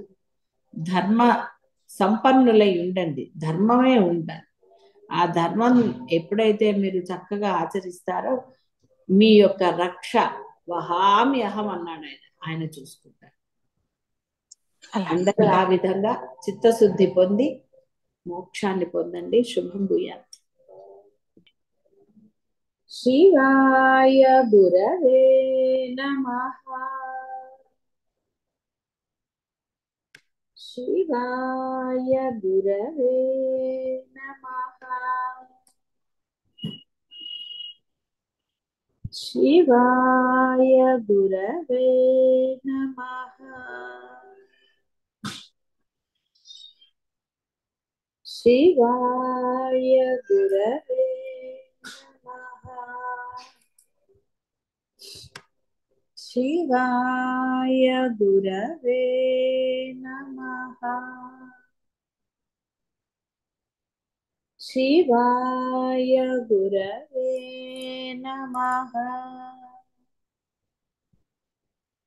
శివాయ గురవే నమః. కాబట్టి యజ్ఞ దాన తపస్సులను ఫలాపేక్ష రహితంగా చేయాలి, అసంగముగా నిష్కామముగా చేయమని చెప్పారు. నేను కర్తయ్యను అభిమానముతో సంగముతో చేయుట వలన, ఫలములను కోరుట వలన కర్మ యొక్క పవిత్రత తగ్గిపోతుంది. అందువల్ల నిశ్చలంగా ఉన్నాను అన్నది కూడా నేనే. కాబట్టి అలాంటి భావన రారాదు. ఎలా ఉన్నావో అలా ఉండండి. నేను ఉన్నాను అన్న భావన మిమ్మల్ని వేరే దానికి తీసుకెళ్తుంది. కాబట్టి ఇక్కడ కర్మ అంటే ఇప్పుడు మీరు చేసుకునే ఆ సాధన కూడా కర్మే, ధర్మమైనది. సాధకుడి యొక్క ధర్మము సాధన. కాబట్టి ఆ సాధన నిష్కామంగా చేయాలి, అంతే. చేస్తూ ఉండండి. ఏమిటి వస్తోంది, ఏమిటి పోతోంది, మీరు ఏమిటి పొందుతున్నారు అన్నది మీరు గమనించకుండా ఉండాలి. నేను ఉన్నప్పుడే గమనింపు జరుగుతుంది, నేను లేనప్పుడు గమనింపు జరగదు.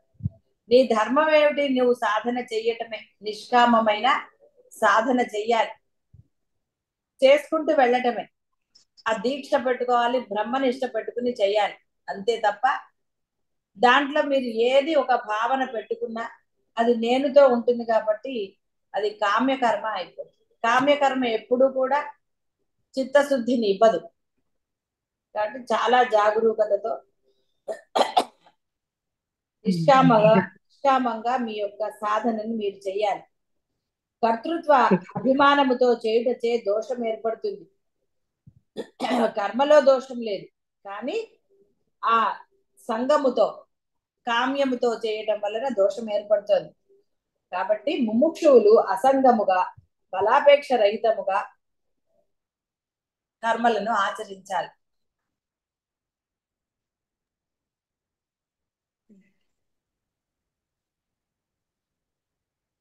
మరలా సాత్విక రాజసిక తామసిక త్యాగాలు ఆయన చెప్తున్నారు. అంటే పాఠం చివర ఉన్నట్టుగా ఇప్పుడు అంతా అయిపోయింది కాబట్టి ఒకసారి అర్జునుడు మరలా టూకీగా చెప్పమని అన్నాడు కాబట్టి ఆయన ఒక్కొక్కటి చెప్పుకుంటూ వస్తున్నారు. ముందు కర్మలు చెప్పి తర్వాత ఈ యొక్క గుణముల గురించి చెప్తున్నారు. వేద శాస్త్రాదులచే విధించబడినట్టు కర్మ యొక్క పరిత్యాగము యుక్తము కాదు, విధించబడినది. అజ్ఞానముచే అట్టి కర్మను ఎవడైనా విడిచిపెట్టినా అది తామస త్యాగమే అవుతుంది అని చెప్తున్నారు. కాబట్టి విధించబడిన కర్మ అంటే వేదశాస్త్రముల ద్వారా అంటే మీ యొక్క ధర్మము. ఎందుకంటే మీరేమి సన్యసించలేదు, కేవలము సాధకులు మీరు, గృహస్థాశ్రమంలో ఉన్నారు, ఇవన్నీ ఉన్నాయి కాబట్టి మీకు విధించబడిన ధర్మం. అయితే సాధకుల ధర్మం వేరు, గృహస్థ ధర్మం వేరు. అయితే గృహస్థుగా మీరు ఉంటూ సాధన చేస్తున్నారు కాబట్టి ఆ గృహస్థుకి ఎంత మేరకు అవసరమో అంత మేరకు మాత్రమే మీరు ధర్మాలు చేయాలి. అది సాధనకు అడ్డం రాని ధర్మము మీరు ఆచరించాలి. సాధనకి అడ్డంగా అంటే విఘ్నం కలిగించే ధర్మాలని మీరు ఆచరించారు.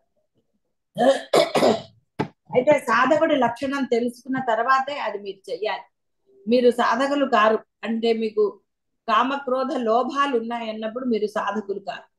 కాబట్టి మరలా మీకు ఏది విధించబడ్డాయో అన్ని నిత్య నైమిత్తిక కర్మలు అని చెప్పారు మొదట్లో, అలా ఆచరించవలసి వస్తుంది.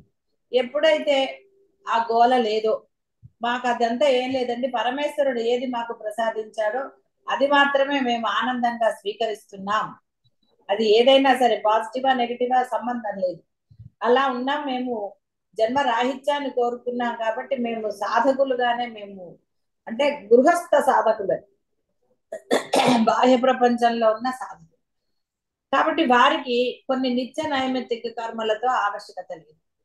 ఎందువలన మరి అందులో ఉంటే కొన్ని పరమాత్మ చెప్పినవే కామ్యంగా అంటే అక్కడ ప్రవేశిస్తుంది.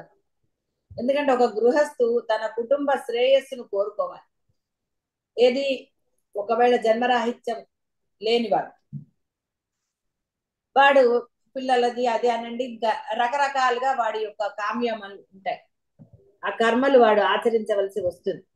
ఒక్కొక్క అంటే వారి యొక్క కుల మతాలకు సంబంధించినవిగా ఉండవలసి వస్తుంది ఒక్కొక్కసారి.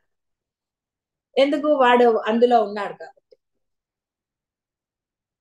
జన్మరాహిత్యం వాడి ఉద్దేశం కాదు కాబట్టి అప్పుడు వాడు అవన్నీ చేయవలసి వస్తుంది, విధిపూర్వకంగానే చేయాలి, నో ఆప్షన్.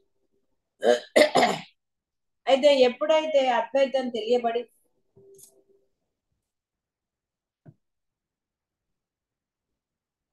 కామ్యములన్నిటినీ అంటే కామ క్రోధ లోభాలను వదిలిపెట్టి ఈ యొక్క రాజసిక తామసిక సాత్విక గుణములన్నీ దాటి ఎప్పుడైతే వాడు సాధన చేస్తూ ఉంటాడో అప్పుడు మాత్రమే వాడికి కొన్ని నిషిద్ధములు అని చెప్పారు. అంటే సంకల్పములు కానీ ఇలాంటివన్నీ, అంటే వాడి యొక్క మార్గము ఎక్కడికి వెళ్ళాలో ఆ మార్గంలో ప్రయాణిస్తేనే గమ్యస్థానాన్ని అనుకున్న సమయంలో చేరగలుగుతారు. అదే అటు తిరిగి ఇటు తిరిగిపోతే గమ్యస్థానం చేరుకోవటం కొంచెం కష్టం. అందువలన దీనిలో జాగరూకతతో ఉండండి, సందేహాలు ఉంటే నివృత్తి చేసుకోండి తప్ప మీకు ఇష్టం వచ్చిన కార్యములను ఆచరిస్తూ కర్మములను మీ ఇష్టం వచ్చినట్టుగా చేసుకుని రెంటికి చెట్ట రేవడి కాకండి. లభించిన దానితో సాధకుడు తృప్తిగా ఉండాలని మనకి కృష్ణ పరమాత్మ కూడా చెప్తారు. ఆ విధంగా ఉన్నప్పుడు పర్వాలేదు. అందుకనే మనసులో ఏది కూడా దేని పట్ల కూడా అది చిన్నదా పెద్దదా కాదు, లేస మాత్రమైన కోరికైనా కూడా దృఢముగా ఉండరాదు, పట్టుదల ఉండరాదు. అది మంచిదా చెడ్డదో తర్వాత ఆలోచిద్దరు. అసలు నీకంటూ లోపల అభిప్రాయాలు ఉండరా, దృఢమైన అభిప్రాయాలు ఉన్నప్పుడు మళ్ళీ శాస్త్ర విధిగా నీకు విధించబడినంత నువ్వు చేయవలసిందే. చెప్పగలరు కుల మతాలుగా బ్రాహ్మడికి ఏవి విధించబడ్డాయి, వైశ్యులకి అలా ఎవరికి వాళ్ళకి విధించబడి ఆ గృహంలో అంటే నువ్వు ఎక్కడ ఉన్నావో ఇందులో కూడా కొన్ని ఉంటాయి కదా విడివిడిగా, వీళ్ళు ఇవి ఆచరించాలి అంటే ఆ నోములు వ్రతాలు ఇలాంటివన్నీ ఉంటూ ఉంటాయి. అవన్నీ ఏమున్నాయో అవి నువ్వు ఆచరించాల్సిందే, ఎందుకంటే నీకు కొన్నిటి పట్ల దృఢమైన అభిప్రాయాలు ఉన్నాయి. జన్మరాహిత్యానికి అవి ఉండరాదు అంటే నీకు జన్మరాహిత్యమే కావాలని నువ్వు దృఢంగా అనుకున్నప్పుడు వీటి పట్ల దృఢ అభిప్రాయాలు ఉండరాదు. బాహ్యం పట్ల నిన్న పొద్దున చెప్పాను, మోక్షము పొందాలి అన్న కోరిక కూడా మనం తీసేయాలి, ఎందుకంటే నువ్వు మోక్షంలోనే ఉన్నావు. ఎవరు అది కోరుకున్న వాడి గురించి చెప్పడం, మామూలు బాహ్య ప్రపంచంలో కోరికలతోటి అంటే ఈ కామక్రోధ లోభాలు రాజసిక తామసిక గుణాలతో తిరిగేవాడు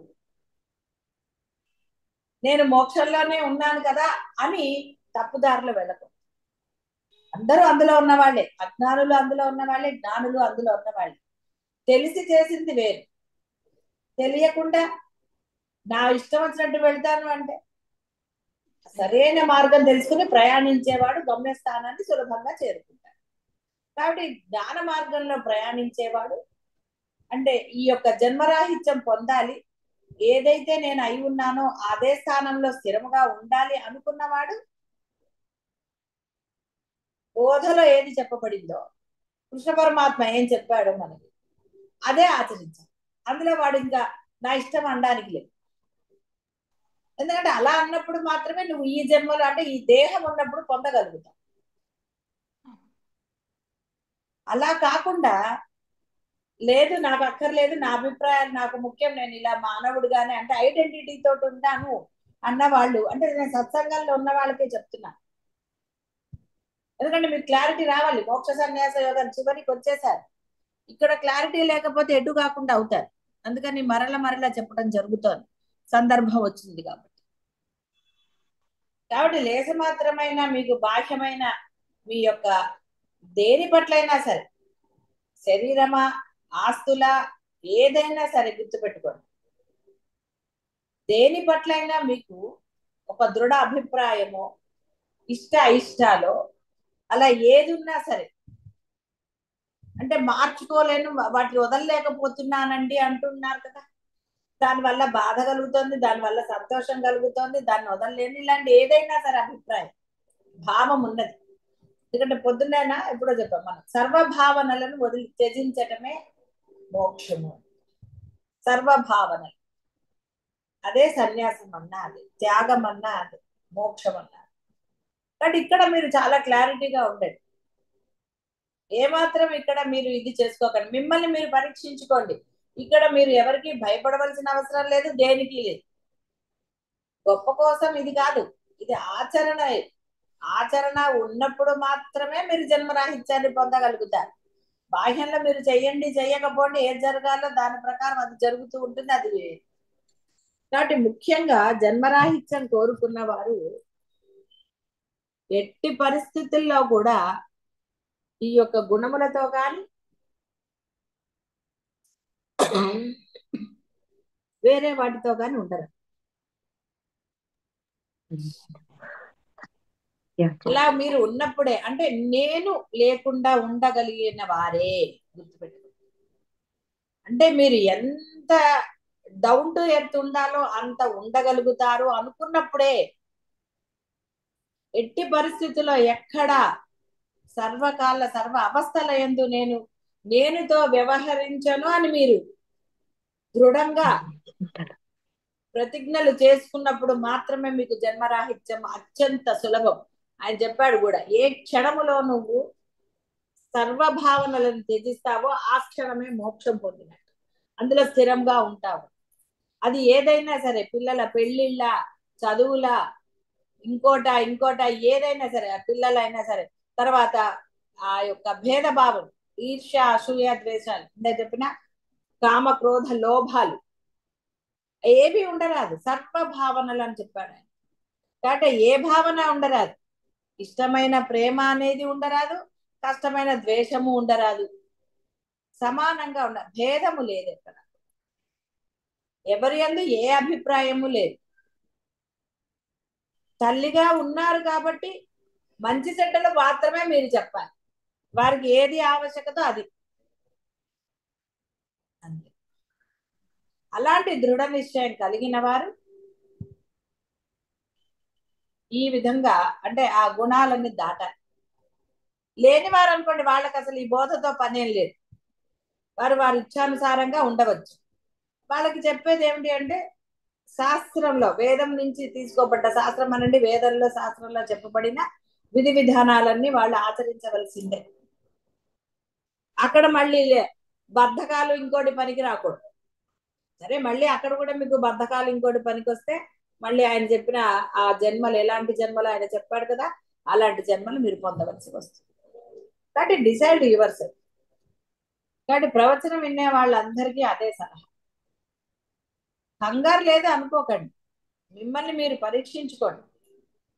ఏమిటి, నిజంగా నేను జన్మరాహిత్యం కోసమేనా, లేక ఏదో ఆర్భాటానికో డంబానికో నేను ఈ మార్గంలో ఉన్నానా అని మిమ్మల్ని మీరు నిష్కర్షగా పరిశీలించుకోండి. మిమ్మల్ని మీరు ప్రశ్నించుకోండి. ఏం పర్వాలేదు. ఎందువలన అంటే ఆ యొక్క పరిశీలన, ఆ యొక్క దృఢత్వం మీలో లేకపోతే ఇప్పుడు మీరు ఇంకా పొందలేదు అన్న స్థితిలోనే ఉంటారు. కాబట్టి మీరు పొందాలి అన్న తపన మీలో సన్నగిల్లిపోతూ ఉంటుంది. ఒక రోజు ఉంటుంది, ఇంకో రోజు ఉండదు, మళ్ళీ ఇంకో రోజు ఉంటుంది, ఇంకో రోజు ఉంటుంది. అలా అప్ అండ్ డౌన్స్ అన్నట్టుగా ఉంటుంది. అలా కుదరదని చెప్పుకున్నాం. సాధన అనేది నిరంతరము సాగవలసినదే. బాహ్యంలోకి వెళ్ళారు, సాధన చేశారా, డౌటే. కానీ మీరు అట్లా బాహ్యాన్ని పట్టుకు తిరిగిన నాళ్ళు అది కష్టం అంటారో నష్టం అంటారో దానికి ఏ పేరన్నా పెట్టండి. స్థిరత్వం రాకపూర్వము మీరు ఎలా చేసినా సరే బాహ్యం వైపు అది మిమ్మల్ని ఎట్టి పరిస్థితుల్లో జన్మరాహిత్యానికి తీసుకువెళ్ళదు. అంటే మీరు ఆ యొక్క లక్ష్యానికి దూరం అయిపోతున్నారు తప్ప లక్ష్యానికి చేరువ అవ్వటం లేదు. ఒక్కొక్క అడుగు వెనక్కి వెళ్ళిపోతారు. మీరు ఒక్క అడుగే వేశానండి బాహ్యంలో అంటే ఆ ఒక్క అడుగు ఎన్ని అడుగులతో సమానం అవుతుందో చూసుకోండి ఒకసారి. ఒక రోజు మీరు సాధన చేయకుండా బాహ్యంలోనే ప్రవర్తించినప్పుడు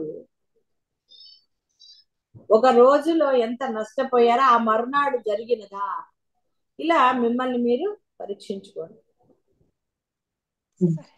కాబట్టి కర్మ యొక్క విధించబడినట్టు కర్మ యొక్క పరిత్యాగము యుక్తం కాదని పరమాత్మ చెప్తున్నారు.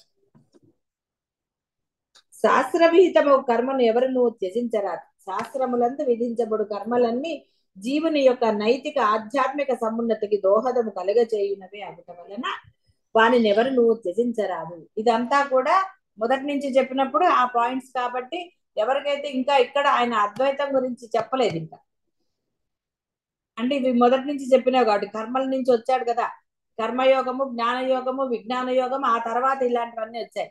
కాబట్టి ఇది అలా చెప్తున్నారు ఆయన. అంటే అది నీకు చిత్తశుద్ధిని కలగజేయాలి. చిత్తశుద్ధి కలిగిన తర్వాత అలా అంటే నువ్వు ఒక మార్గంలో నీకు ఇక్కడ గురువు లభించినప్పుడు సంగతి ఈయన చెప్తున్నారు. కాబట్టి నువ్వు అవి చేసినప్పుడు మరి ఇంకా అంతకన్నా వేరేది లేదు. కానీ నిజంగా మీ యొక్క అనుష్ఠానాల వల్ల మీకు చిత్తశుద్ధి కలిగినదా, అది ఎవరికి వాళ్ళే ప్రశ్నించుకోవాలి. ఇప్పుడు అది పెద్ద చర్చనీయాంశం కాదు ఇక్కడ. కాబట్టి ఇక్కడ ఆయన చెప్పినది ఏమిటి అంటే ఎవరు వదలకూడదో చెప్పారు, ఎవరు వదలాలో కూడా ఆయన మళ్ళీ చెప్తారు. ఏది చెయ్యాలో ఏది చెయ్యకూడదో, ఏది నిషిద్ధ కర్మలు ఏమిటో సాధకుడికి అంటే దృఢమైన నిశ్చయం కలిగిన వాడు. అంతేగాని ఒకరోజు సాధన ఒకరోజు బాహ్యంలోకి వెళ్తానన్న వాడి సంగతి నేను చెప్పటం లేదు. బాగా గుర్తుపెట్టుకోండి, మీ అందరికీ తెలుసు ఎవరెవరు బాహ్యంలో ఉన్నారు. విడిగా పేర్లు చెప్పవలసిన ఆవశ్యకత లేదు. బ్రహ్మనిష్ట కలిగిన వారు ఏమిటి అనేది ఆయన చెప్తారు. బ్రహ్మనిష్ట లేని వారు అందుకనే అటు ఇటు కాకుండా అవ్వకండి. ఎందుకంటే ఇంకా సామవేద దాన దండోపాయాల్లాగా వచ్చేసారు, ఇంకా బోధ లేదు. ఇప్పుడు ఆచరణ అత్యంత ఆవశ్యకమైనది. సమయ పాలన అత్యంత ఆవశ్యకం. సమయం కలిసిపోతోంది కాలగర్భంలో. సమయం మళ్ళీ మీరు పొందలేరు అన్న పరమసత్యం మీకు తెలిసినది. ఏ రోజు కానివ్వండి, ఏ క్షణం ఎలా ఉంటుందో ఎవ్వరూ చెప్పలేరు అన్న పరమసత్యం కూడా మీ అందరికీ తెలిసినది. అయినా కూడా ఇంకా నిష్టలు రాలేదు. కాబట్టి ఇక్కడ హెచ్చరిక ఏమిటి అంటే నిష్ట పెట్టుకోమని చెప్పటం లేదు, ఏది చెప్పటం లేదు. హెచ్చరిక ఏమిటి అంటే ఎటో అటు నిశ్చలంగా ఉండండి. మీ మార్గాన్ని మీరు ఫైనలైజ్ చేసుకోండి. ఇంకా అనవసరమైన కాలయాపనలు చేయకండి. బ్రహ్మం వైపు మీరు కనుక అడుగు వేస్తే నిష్ట పెట్టుకుని అది సాధించిన తరువాతే బాహ్యంలోకి వెళ్ళండి.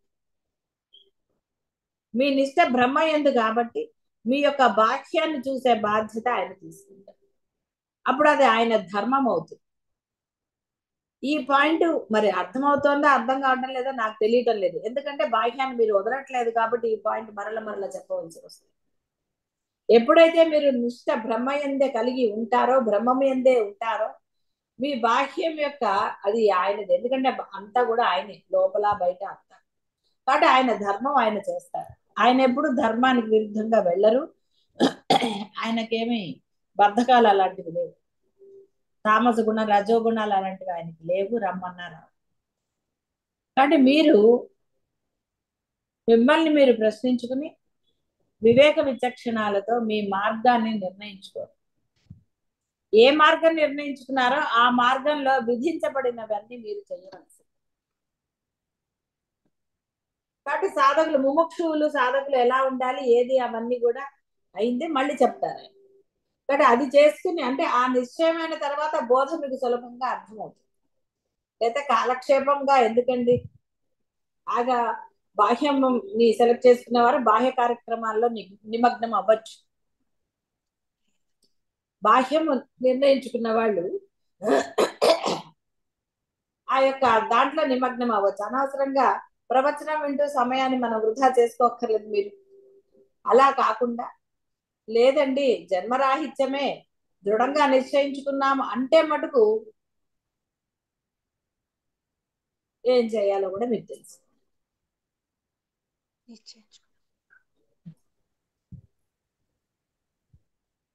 మోహముచే అజ్ఞానముచే ఆవరించబడినప్పుడు మాత్రమే అట్టి విద్యుక్త ధర్మమును త్యజించు సంకల్పము జీవునకు కలుగుతుండునని భావము. కాబట్టి వివేకమును ఆశ్రయించి అట్టి శాస్త్ర నియత కర్మలను పరిత్యజించక ఆచరించుటయే శ్రేయస్కరం. సోమరితనముచే గాని అజ్ఞానముచే గాని అట్టిదేయకు మరే కారణముచే గాని త్యజించినచో అది తామస త్యాగం అవుతుంది. అంటే బద్ధకం. అందుకే పరిశీలించుకోవాలి. మీ యొక్క అభిప్రాయాలు మీరు సమర్థించుకుంటే దానివల్ల నష్టపోతారు. కాబట్టి దృఢంగా అభిప్రాయాలని చేసుకోండి.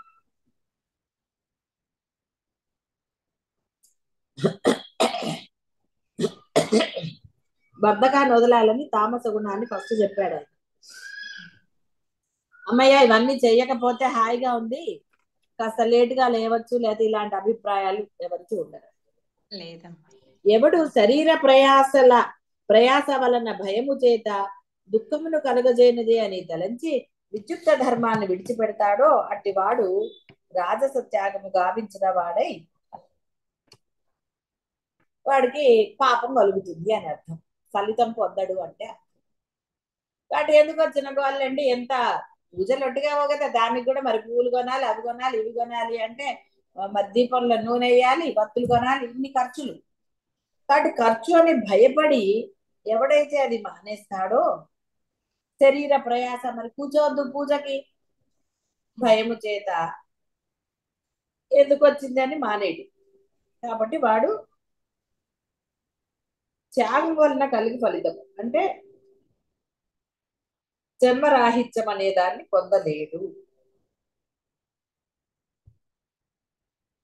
తామసం ఉన్నవాడు అంటే బద్ధకం ఉన్నవాడు అజ్ఞానం వలన విద్యుక్త కర్మలను వదులుతున్నాడు. రాజసము అంటే వాడికి కొంచెం ఇదిగా ఉన్నవాడు ప్రయాస ఎందుకు వచ్చిన కష్టం అని మానేస్తున్నాడు, అనగా సోమరితనం వహిస్తున్నాడు. కాబట్టి మీరు పూజా అంటే మీకు విధించబడిన ఏ ధర్మమైన కేవలం పూజ ఒక్కటే చెప్పటం లేదు.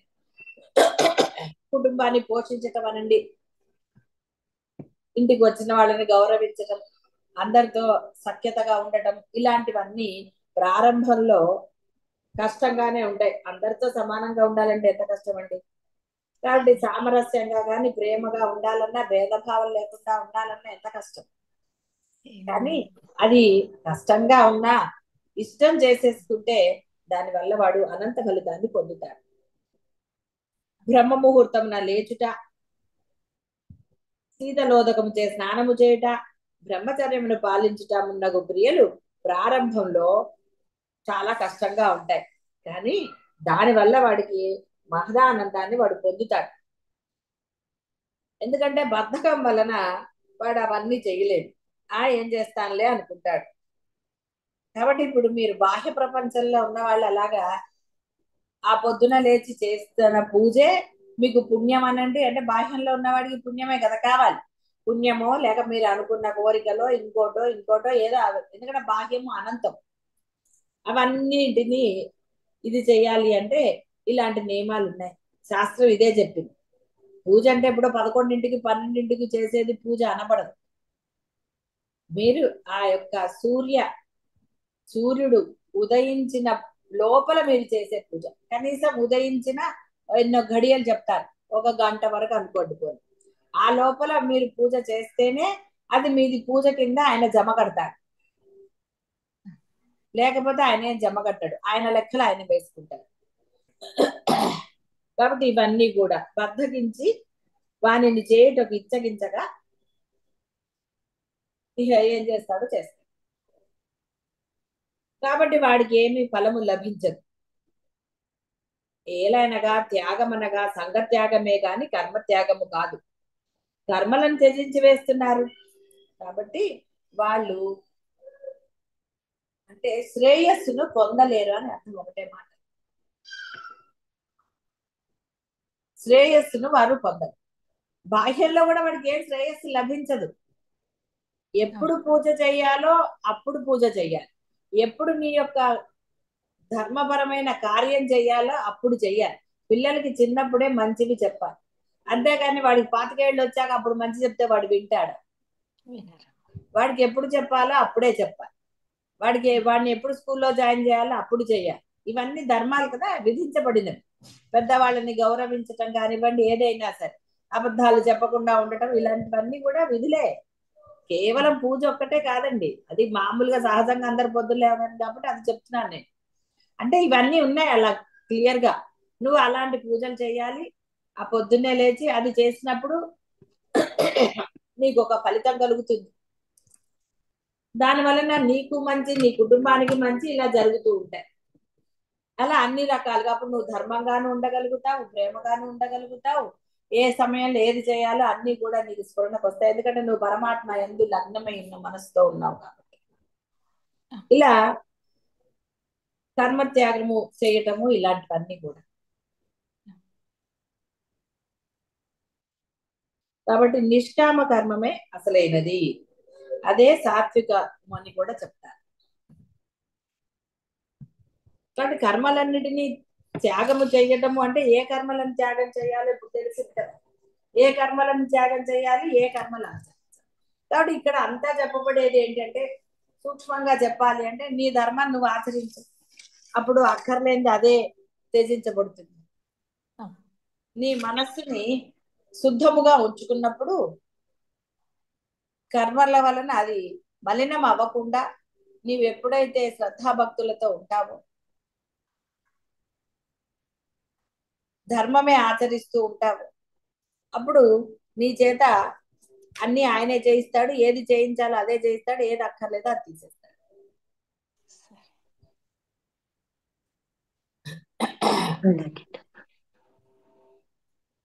కాబట్టి త్యాగం అనగా సంఘత్యాగమే గాని ఫలత్యాగమే గాని కర్మత్యాగము కాదు. కాబట్టి ఇక్కడ మీరు కర్మలు చేయకుండా మీరు సాధన అంటే కూడా కర్మే. మీరు ఏది మానేశారండి? కాబట్టి మీరు చేసే కర్మలన్నీ మీరు చేస్తున్నప్పుడు ఆ కర్మను నిష్కామంగా చేయండి అన్నారు. నిష్కామమే ధర్మము. కాబట్టి మీరేం కన్ఫ్యూజ్ అవ్వాల్సిన అవసరం ఏం లేదు. గృహస్థులుగా ఉన్న వారందరికీ కూడా ఎన్నో ఉన్నాయి. కాబట్టి మీరు అవన్నీ చేయకపోతే,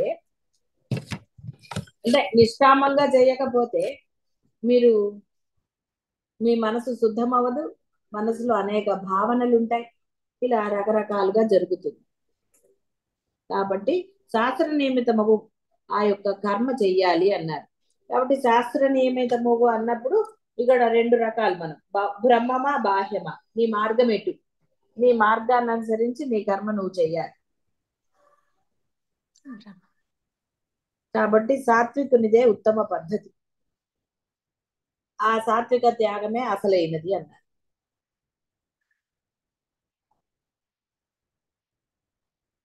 సత్వగుణముతో ఉన్నవాడు ప్రజ్ఞాశాలియు, సంశయములను పోగొట్టుకున్నవాడు అగు త్యాగశీలుడు అశుభాన్ని, కామ్యాన్ని, దుఃఖకరమునగు కర్మలను ద్వేషించడు. శుభమును, నిష్కామమును, సుఖకరమునగు కర్మన యందు ఆసక్తుడు కాడు. అంటే ఏదైనా సరే వాడు ఒకటేలాగా ఉంటాడు. నిష్కామంగా కామక్రోధ లోభం లేని వాడికి ఇది శుభము అశుభము అని ఏముంటుందండి? అన్ని కర్మలను వాడు ఒకే విధంగా స్వీకరిస్తాడు అని అర్థం. దేని యందు వాడికి ఏ అభిప్రాయం లేదు. భావనలు సర్వభావనలను త్యాగం చేసిన వాడని చెప్పారు మొదటే మోక్ష సన్యాసం. కాబట్టి భావనలు లేని వాడికి ఇది శుభము అది అశుభం కలగజేస్తుందని ఉంటుందా? ఉండదు. ఇది మంచి రోజు ఇది చెడ్డ రోజు అలాంటివన్నీ ఏం లేవు. వాడు మంచి సమయము చెడ్డ సమయము అది ఇది అనుకుంటే ఏమీ లేవు. అన్ని మంచి సమయాలే, పరమాత్మే ఇచ్చాడు అన్ని. కాబట్టి వాడు వాటికి లేదు. వాడికి ఇది మంచి సమయం కాదు, ఇప్పుడు వర్జ్యం ఉంది, వారం ఉంది, ఇలాంటివన్నీ లేవు. ఎవడికి అవన్నీ ఉన్నాయి?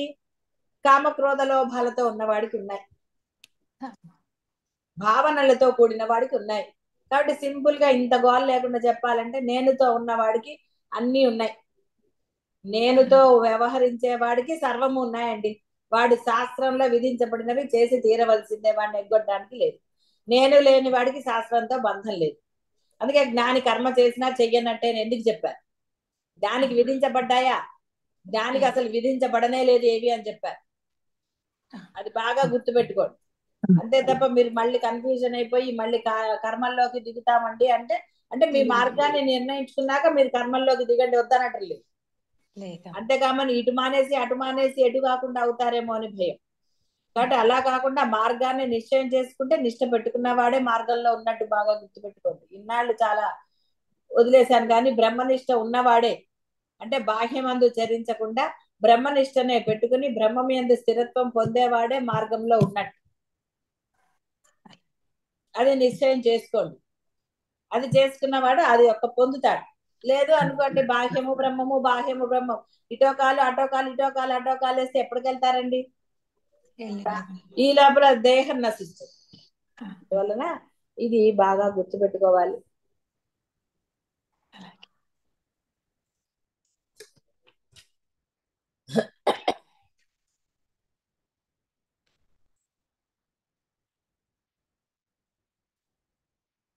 కాబట్టి బాహ్య మార్గము బ్రహ్మ మార్గము. కాబట్టి ఫలాపేక్ష రహితంగా నిష్కామంగా ఆచరించాలి.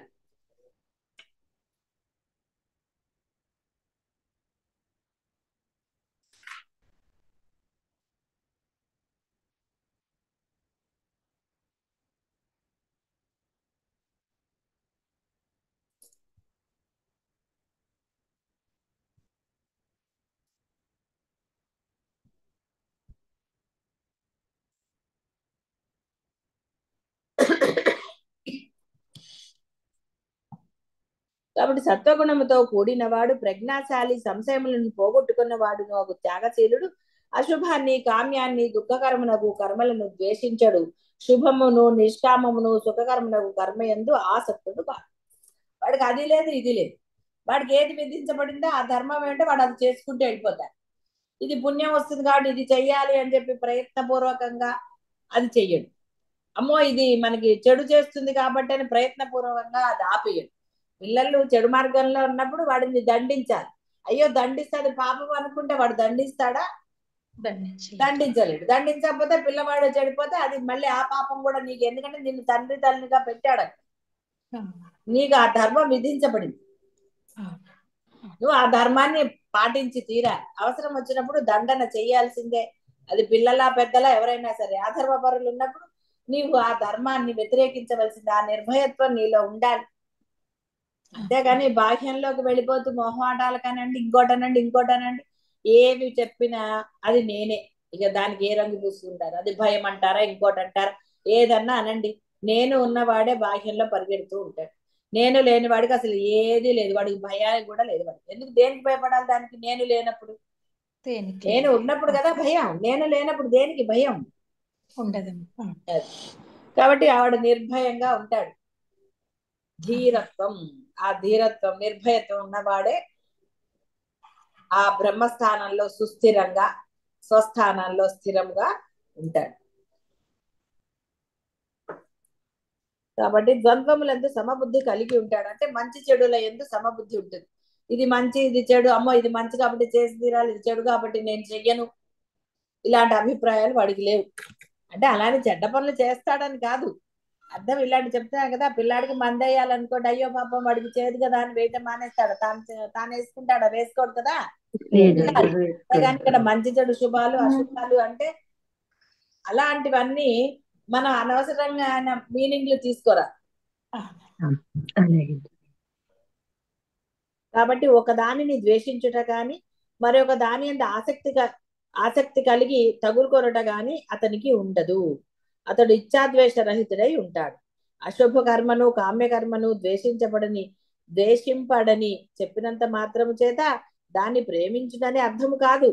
జీవన్ముక్తిని లాగా దాని ఎడల తటస్థ భావము కలిగి తాను మాత్రము దానిని ఆచరించక శుభకార్యమునే నిష్కామ కర్మమునే ఆచరిస్తాడు. అలా ఆచరించినను దానితో కలియక దాని యందు అభిమానం లేక ఉంటాడు. చేసినా కూడా అంతే. బ్యాంక్ లో పనిచేసేవాడు అన్ని డబ్బులు తీసుకుంటున్నాడు అనుకోండి, దాని మీద ఆశ కలుగుతుందా వాడికి? వాడు నిర్వికారంగానే చేస్తాడు. డబ్బులు కట్టలు కట్టలు, కొంతమంది ₹1,00,000 ₹1,00,00,000 అక్కడ డిపాజిట్ చేసినా వాడికి ఏం దాని మీద ఆశ కలగరాదు, కలగకూడదు. వాడికి కలగదు. అప్పుడే వాడికి ఉద్యోగం సరిగ్గా చేస్తాడు. లేదా వాడు ఉద్యోగం ఏం చేస్తాడు అక్కడ ఆశ కలిగితే? కాబట్టి వాడు ఏదైనా సరే నిష్కామంగానే ఉంటాడు. ఆచరించవలసి వచ్చినప్పుడు భావరహితంగానే ఆచరిస్తాడు అని. అంటే సాత్విక గుణం గలవాడి గురించి చెప్పారు ఇక్కడ. ఆ సాత్విక గుణాలు లేకపోతే మీరు ఎలా అవుతారు? ఇప్పటి వరకు ఎన్ని గుణాలున్నా ఏదున్నా పరమాత్మ యొక్క అనుగ్రహం వల్ల అద్వైత బోధ అఖండంగా విన్నారు. ఏది మంచి ఏది చెడు అన్ని జ్ఞానాలు కలిగాయి. ఇప్పుడు ఏమి డౌట్ ఏం లేదు. కాబట్టి ఇంకా ఇప్పుడు డిసైడ్ అవ్వాల్సిన విధి మీకు ఉన్నది. ఇంకా డెసిషన్ తీసుకోలేదండి, ఒక రోజు ఇలాగా లేదండి బాహ్యం వచ్చినప్పుడు బాహ్యంలోకి వెళ్ళిపోతూనే ఉంటాము, బాహ్యం రానంత వరకు బ్రహ్మంలోనే ఉంటామండి అంటే అది కూడా కూడదు. బాహ్యం వచ్చినా సరే ముందు స్థిరత్వం పొందరా అని చెప్పేది ఏమిటి? అది వినకుండా కాదండి ఇప్పుడు ఉంటామండి, మళ్ళీ ఏ బాహ్యం వస్తుందో చెప్పలేం కదండి, అది వచ్చినప్పుడు తప్పదు కదండి అని మళ్ళీ గురువుకే చెప్తారు బోధన. తప్పదని మీరే అంటే గురువు ఏం చేస్తాడండి? అవును తప్పదులే వెళ్ళరండి అంటే. మీరు నిర్ణయించుకున్నాక చేసేది ఏం లేదు కదా. కాబట్టి నిష్కామ కర్మ చేసేవాడే అసలైన వాడు. కాబట్టి కర్మములను పూర్తిగా విడుచుట దేహదార్యకు జీవునకు సాధ్యము కాదు. ఎవడు కర్మల యొక్క ఫలమును విడుచుచున్నాడో అట్టివాడే త్యాగి. అంటే మోక్షంని పొందినవాడు, సాధకుడు అని అర్థం. వాడే జీవ బ్రహ్మైక్యాన్ని పొందగలుగుతాడు, అక్కడే ఉంటాడని, అంటే శీఘ్రంగా వాడు పొందుతాడు. కాబట్టి ఇక్కడ ఏది మిమ్మల్ని మానేయమల్లా, మిమ్మల్ని ఏం పోయి అడవిలో తపస్సు చేసుకోమల్లా, స్థిరత్వం వచ్చే వరకు చేసుకుందండి అని చెప్పలేదు. మీ మనసు శుద్ధంగా ఉన్నప్పుడు ఎక్కడ కూర్చున్నా మీరు చేసుకోవచ్చు. అయితే ఆ భయం ఉన్నప్పుడు కాదు మేము బాహ్యంలోకి వెళ్ళిపోతున్నామండి ఇలాగా కాదు, కొన్ని రోజులు మేము అలా చేసుకో అని మీరు భావించానంటే మీరు ఇంట్లో వాళ్ళ పర్మిషన్లు తీసుకోవచ్చు. ఎక్కడన్నా మీకు నచ్చిన అంటే ఏ ప్రదేశంలో మీరు చేయగలుగుతారనుకుంటే అక్కడ చేయొచ్చు. కానీ ఇక్కడ ఎప్పుడైతే ప్రదేశ భావన నీలో వచ్చిందో కొంత తేడా ఉంటుంది కదా. అందువలన ముందు మనస్సుని శుద్ధి చేసుకుంటే అది ఏ ప్రదేశమా ఏ సమయమా అన్నదాంతో సంబంధం ఉండదు. కాబట్టి వివేక విచక్షణాలతో నిర్ణయాలు తీసుకోండి.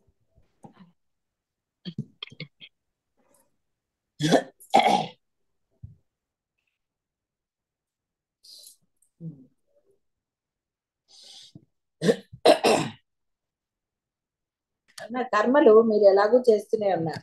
ఆ కర్మలు నిష్కామంగా చెయ్యాలి, అంటే ధర్మంగా చెయ్యాలి. ఆ ధర్మంగా చేసినప్పుడే ఆ సాత్విక గుణం అనేది మీలో ఉంటుంది. సాత్విక గుణం వల్లనే ద్వంద్వములందు అంటే శుభము అశుభము అందు సమబుద్ధి కలిగి ఉంటారు. వీటన్నిటికీ ముందర ఈ నేను లేకుండా ఉండేదే శుద్ధ సాత్వికం అవుతుంది. కొంత నేను ఉన్నప్పుడు కూడా సాత్విక గుణమే ఉంటుంది. ఆ నేను కూడా దాటాలన్నాడు, శుద్ధ సాత్వికంలోకి వెళ్ళాలి. కాబట్టి అలా వెళ్ళాలి అంటే ఈ నిష్కామ కర్మము ఆచరించి తీరాలి. మీ ధర్మమే అని మీరు గనక ఆచరించినప్పుడు మీకు ఆ యొక్క విశుద్ధ సత్వగుణము లభిస్తుంది. ఇది సహజంగా లభించేది, తెచ్చుకునేది కాదు.